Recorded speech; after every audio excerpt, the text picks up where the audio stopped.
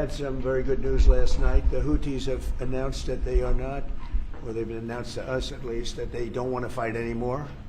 They just don't want to fight, and we will honor that, and we will stop the bombings, and they have capitulated, but more importantly, we will take their word. They say they will not be blowing up ships anymore, and that's what the purpose of what we were doing. So that's just news. We just found out about that. So I think that's very, very positive. They were knocking out a lot of ships going, as you know, sailing beautifully down the various seas. It wasn't just the canal, it was a lot of other places. And I will accept their word, and we are going to stop the bombing of the Houthis, effective immediately. And Marco, you'll let everybody know that, okay? Do you have something to say about that, by the way? It's a pretty big announcement. Yeah, this was always a freedom of navigation issue.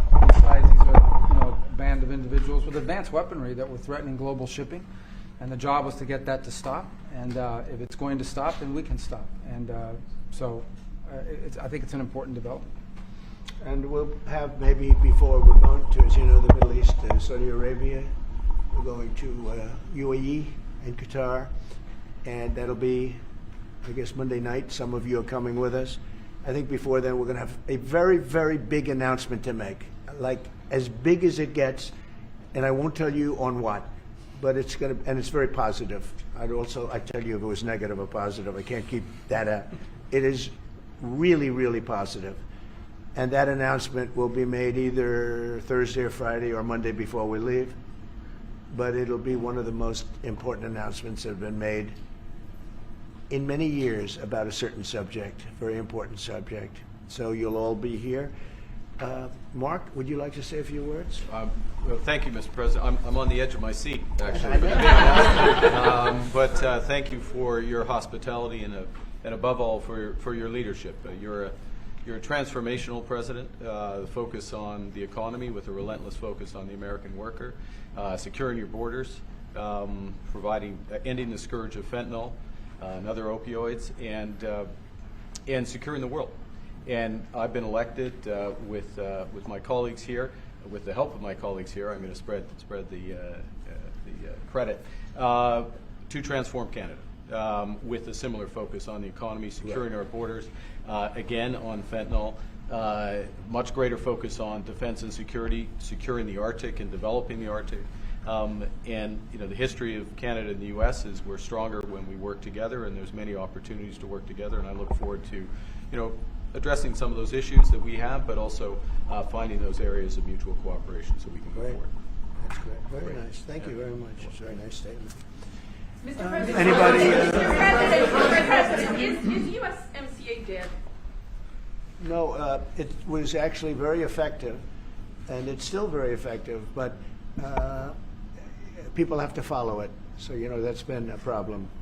People haven't followed it.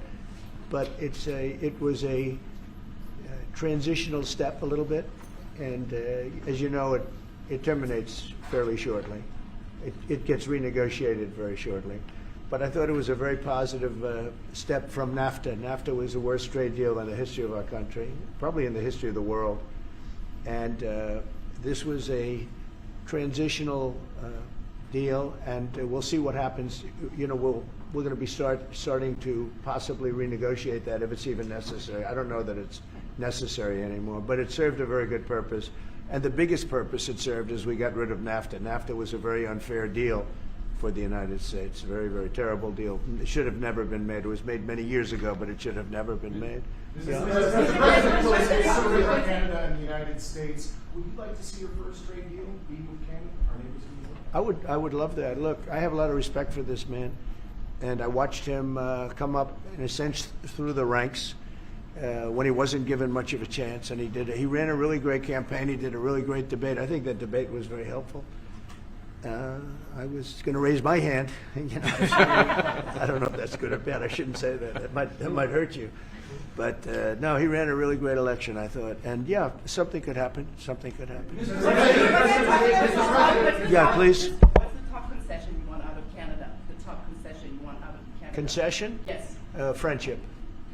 But that's not a concession. No, we're going to be friends with Canada. Regardless of anything, we're going to be friends with Canada. Canada is a very special place to me. I know so many people that live in Canada. My parents had relatives that lived in Canada, my mother in particular. And I love Canada. I have a lot of respect for the Canadians. Wayne Gretzky, I mean, how good, the great one. You happen to have a very, very good hockey player right here on the Capitals, who I have a lot of respect. He is a big, tough cookie too. Just broke the record, and he's a great guy. And we had the team here, and I got to know a lot of the players. But now Canada is a very special place. Yeah, please. Mr. President, and Mr. Prime Minister, I'd like to get your response to this too. But Mr. President, you have said that Canada should become the 51st state. Were you joking? No. Well, I still believe that, but it takes two to tango, right? But no, I do. I mean, I believe it would be a massive tax cut for the Canadian citizens. You get free military, you get tremendous medical cares and other things. There would be a lot of advantages, but it would be a massive tax cut. And it's also a beautiful, as a real estate developer, I'm a real estate developer at heart. When you get rid of that artificially drawn line, somebody drew that line many years ago with like a ruler, just a straight line right across the top of the country. When you look at that beautiful formation when it's together, I'm a very artistic person, but when I looked at that beauty, I said that's the way it was meant to be.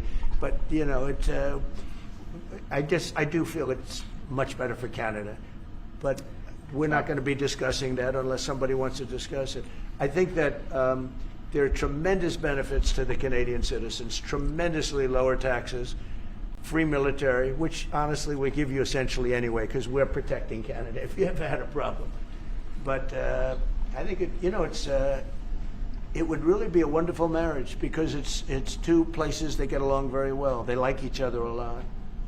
Well, if I may, as you know from real estate, there are some places that are never for sale. That's true. We're sitting in one right now, Buckingham Palace that you visited as well. That's true. And having met with the owners of Canada over the course of the campaign last several months, it's not for sale, won't be for sale ever. But the opportunity is in the partnership and what we can build together. And we have done that in the past. And part of that, as the President just said, is with respect to our own security. And my government is committed for a step change in our investment in Canadian security and our partnership, and I'll say this as well, that the President has revitalized international security, revitalized NATO, and us playing our full weight in NATO, and that will be part of it. And they have, I must say, Canada is stepping up the military participation because Mark knew, they were low and now they're stepping it up, and that's a very important thing. But never say never. Never say never. Mr. President, I'm saying that what would it take to get the tariffs off of Canada? Well, we'll be talking about different things. Like, we want to protect our automobile business, and so does Mark. But we want to make the automobiles, and we want to, we have a tremendous abundance of energy, more than any country. We have, just in Alaska alone, ANWR has been reopened now. ANWR is probably the largest find anywhere in the world. They say it's larger than Saudi Arabia. I don't know, but it's a lot. But we have tremendous amounts of energy. Other countries don't. We're both lucky in that way. They have energy, we have energy. We have more than we can ever use and more than we could ever sell, actually, and you have the same thing. So we're two countries that are very lucky. If you look at China, they don't have that. It's a big disadvantage. Other countries, most countries don't have. Most countries don't have that. So Canada and us, we have a lot of advantages over other places. When you consider what Mr. Carney just said, that Canada is not for sale, does this make the discussion a little more difficult to start on? No, not at all. No, not at all. No, time will tell. It's only time. But I say, never say never. I've had many, many things that were not doable, and they ended up being doable, and only doable in a very friendly way. But if it's to everybody's benefit, Canada loves us and we love Canada. That's, I think, the number one thing that's important. But we'll see. I mean, over time, we'll see what happens. Mr. President, China. I was hoping you can clarify something. Earlier this morning on Capitol Hill, Secretary Bessent said that there had been no negotiations yet with China. You have said something different. They want to meet, and they're doing no business right now. And those ships are turning around in the Pacific Ocean. Big turn. Those are big ships. Those ships take about 10 miles to turn. And, you know, we lost $1 trillion to China on trade because of an incompetent president that we had who preceded me, grossly incompetent. You're finding it out more and more now. And by not trading, we're losing nothing. So we're saving $1 trillion. It's a lot. But they want to negotiate and they want to have a meeting, and we'll be meeting with them at the right time. But you haven't met with them yet. I have not met with them, no, of course. You would know if I met. I'd tell you. They want to meet, but, you know, we are right now. Look, they're suffering greatly. Their economy is suffering greatly because they're not doing trade with the U.S. And they made most of their money off the U.S. Don't kid yourself. They don't make the money off other countries like this. And they were making. We had a trade imbalance. We had a deficit, or they had a surplus. Another way of saying it, of more than $1 trillion. Think of it, more than $1 trillion. And because of 145%, that's the only reason, but because of, they have now 145% tariff, there's no trading. You can't trade with 145%. We are, therefore, making, in a certain way, I guess, $1.1 trillion. In other words, we're not losing $1.1 trillion. Our deficit is much better. When I started, I say we were losing billions of dollars a day on trade. That's rapidly turning around. We looked at numbers this morning. So we were losing, the United States during Biden was losing more than, I won't even give you numbers because they're so embarrassing, but billions of dollars a day on trade. Those numbers are rapidly turning between the tariffs. Don't forget, we're now getting 25% on cars, 25% on aluminum, 25% on steel, and maybe more importantly, massive numbers of companies are moving into the United States. Honda, we have tremendous, the car companies that are moving in at levels we've never seen before. The biggest investment ever made in the United States is being made right now. Trillions of dollars. I would say we could be at $9 trillion. You could go back to other presidents. They haven't had $1 trillion for their entire term. Look at Biden. He had bad numbers. People were leaving. They weren't coming in. They were leaving with Biden, and he didn't know the difference. The only thing he knew is people coming in. You know who they were? Illegal immigrants, okay, from prisons, from mental institutions, from all sorts of places that weren't good, from gangs, from Venezuela. They were coming in and they were criminals and murderers. 11,888 people that murdered, and at least half of them murdered more than one person. This is what Biden led into our country. I'm bringing in big companies. We have Apple is investing $500 billion. We have Jensen, as you know, is going to be 500 biggest chip maker, or chip thinker, I call him.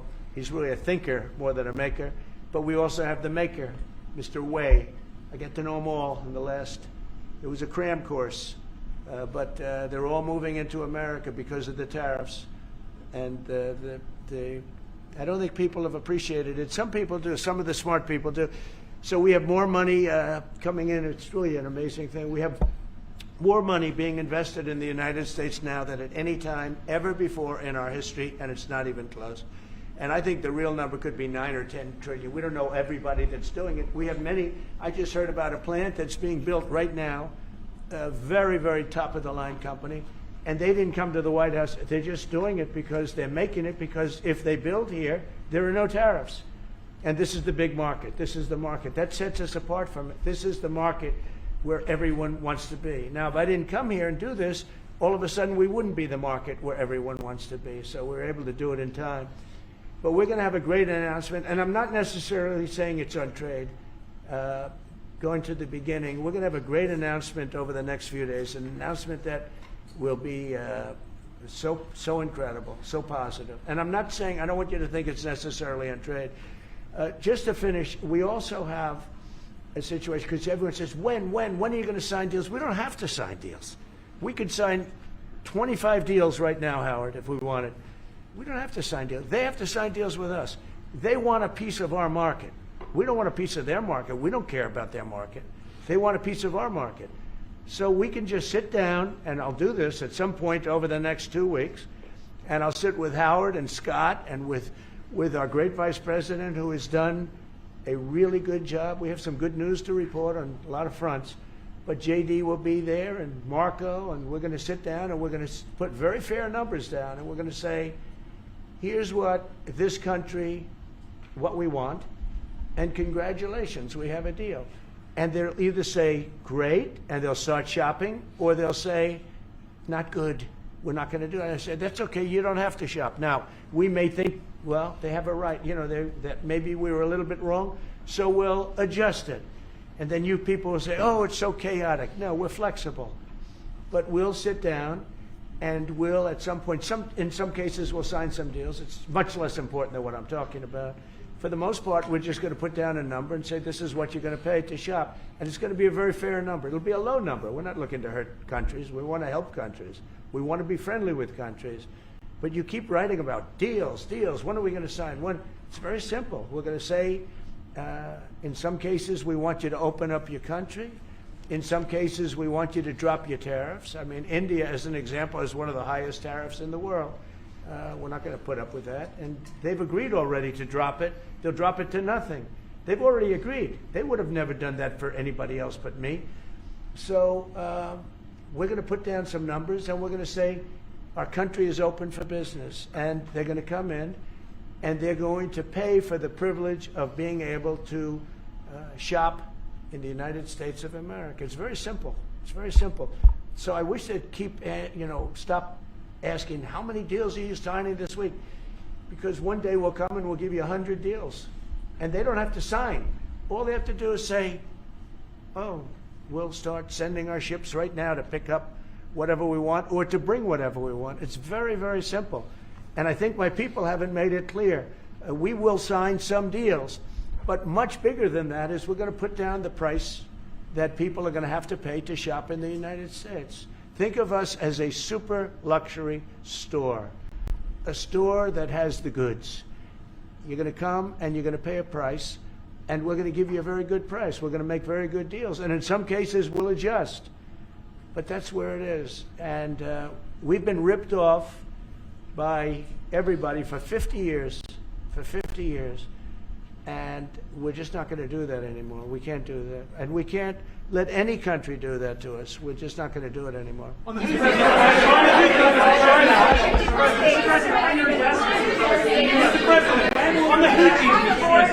Houthis, can you tell us a bit more about the deal that you've reached with the Houthis that you No, mentioned? it's not a deal. They've said, please don't bomb us anymore, and we're not going to attack your ships. And where did you hear about that?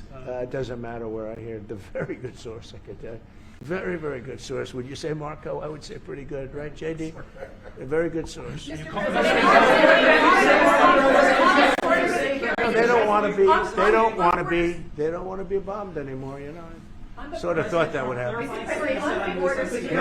Behind you, please. Clarifying something you said on USMCA. Is the U.S. prepared to walk away from that pact? For what pact? USMCA. No. It's fine. It's there. It's good. We use it for certain things. It's there. We have the USMCA is a good deal for everybody. I won't say this about Mark, but I didn't like his predecessor. I didn't like a person that worked for. She was terrible, actually. She was a terrible person, and she really hurt that deal very badly because she tried to take advantage of the deal and she didn't get away with it. You know what I'm talking about. But so we had a bad relationship having to do with the fact that we disagreed with the way they viewed the deal, and we ended it. We ended that relationship pretty much. The USMCA is great for all countries. It's good for all countries. We do have a negotiation coming up over the next year or so to adjust it or terminate it. Mr. President, I'll say a word on USMCA if I may, Mr. President. It is a basis for a broader negotiation. Some things about it are going to have to change. And part of the way you've conducted these tariffs has taken advantage of existing aspects of USMCA. So it's going to have to change. There's other elements that are come, and that's part of what we're going to discuss. During the campaign, Prime Minister Carney talked about the American betrayal. How do you react if Canada decided not to shop in the American store as much as before and decided to partner with other countries? Well, we don't do much business with Canada from our standpoint. They do a lot of business with us. We're at like 4%, and usually those things don't last very long. You know, we have great things, great product. The kind of product we sell, nobody else can sell, including military. Look, we make the best military equipment in the world, and Canada buys our military equipment, which we appreciate. But we make the best military equipment in the world by far. The missiles, the submarines, everything. Everything we have is really top notch. I rebuilt our military during our last term. Stupidly, we gave some away to Afghanistan, which shouldn't have happened. But that was, I think it was the most embarrassing moment in the history of our country. It was just a very incompetent people. But if you look, the man that's now the head of our Joint Chiefs, he led the attack on ISIS for me. That's why he's the head of the Joint Chiefs. And Raisin Kane, he was unbelievable. And as you know, we defeated ISIS in 3 weeks. It was supposed to take 5 years. We did it in 3 weeks. And he ran the campaign. I said, I like him. But I knew him before. I went to Iraq, and we agreed to a plan, and that was the plan. And as you know, we did it in record time. So we have the best equipment in the world. We have the best, a lot of things. And but Canada does a lot more business with us than we do with Canada. Yeah. Mr. President, can I ask you about your investments, Mr. President? When do you think the investments that you've announced, the trillions, will finally hit the economic data this year? When you're saying about the tariffs? No, about the investments that you've announced. You've announced. Oh, it's hitting right now. Look, they're already starting AI plants. These are not people that look for financing. That's a good thing. You know, in real estate, you get a site, then you have to look for financing. You have to get your zoning. You know, 5 years later, you start building. You get a bank, then the bank's no good.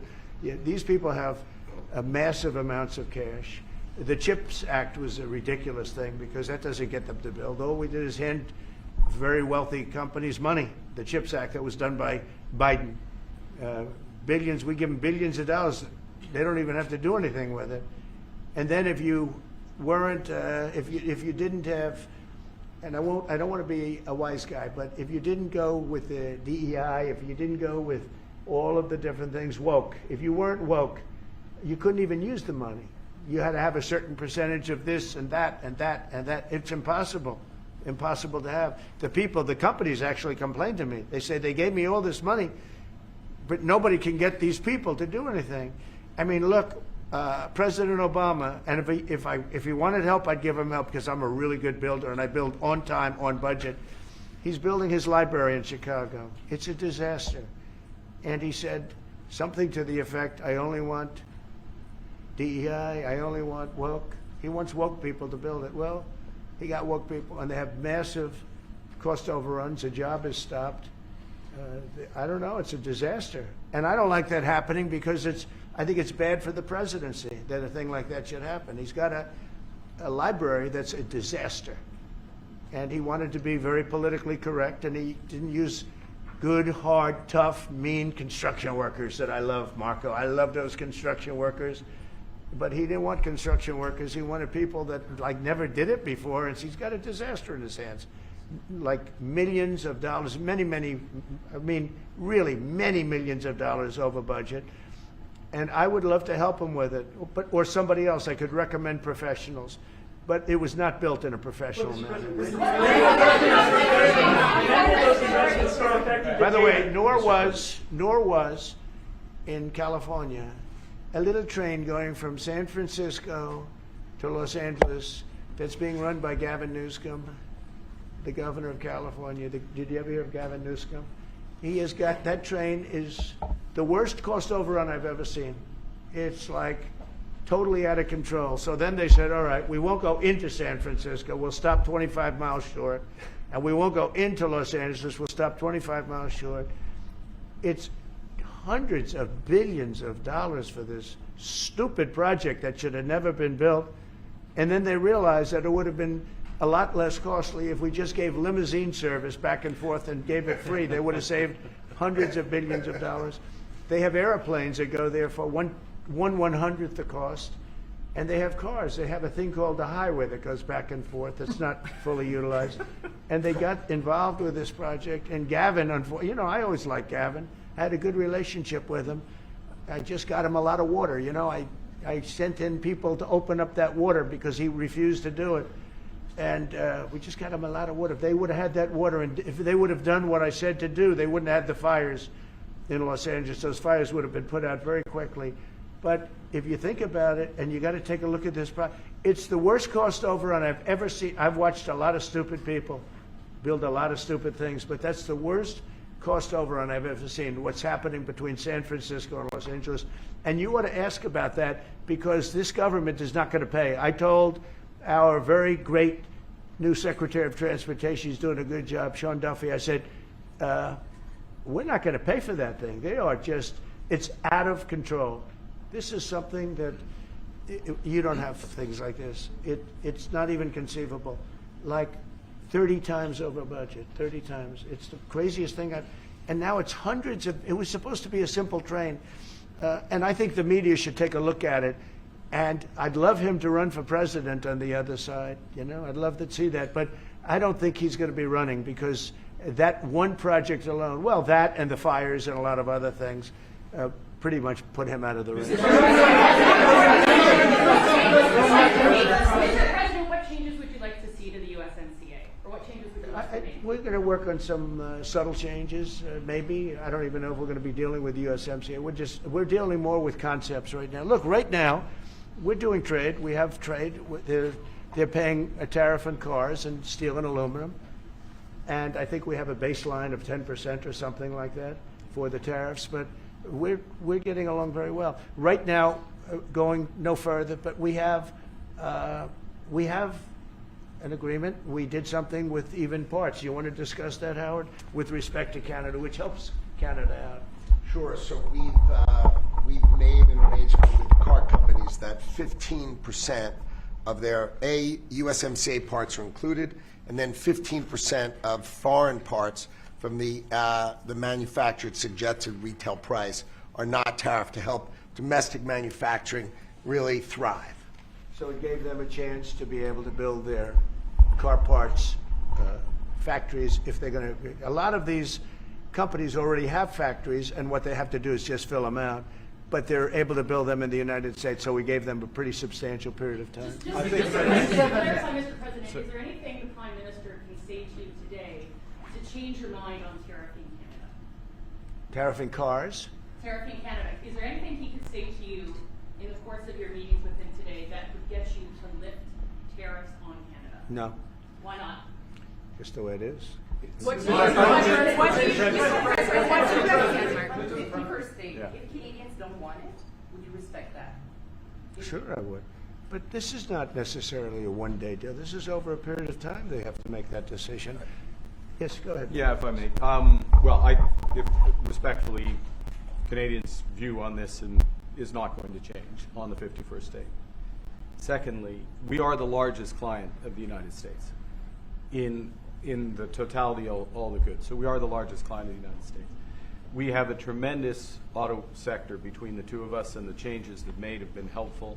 50% of a car that comes from Canada is American. That's not like anywhere else in the world. And to your question about is there one thing?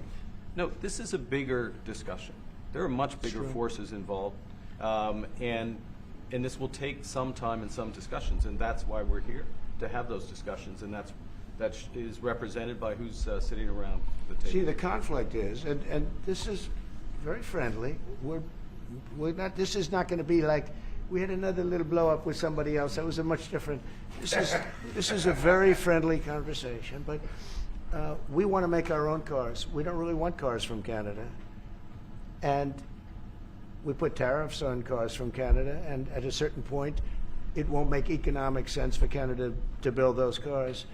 And we don't want steel from Canada because we're making our own steel, and we're having massive steel plants being built right now as we speak.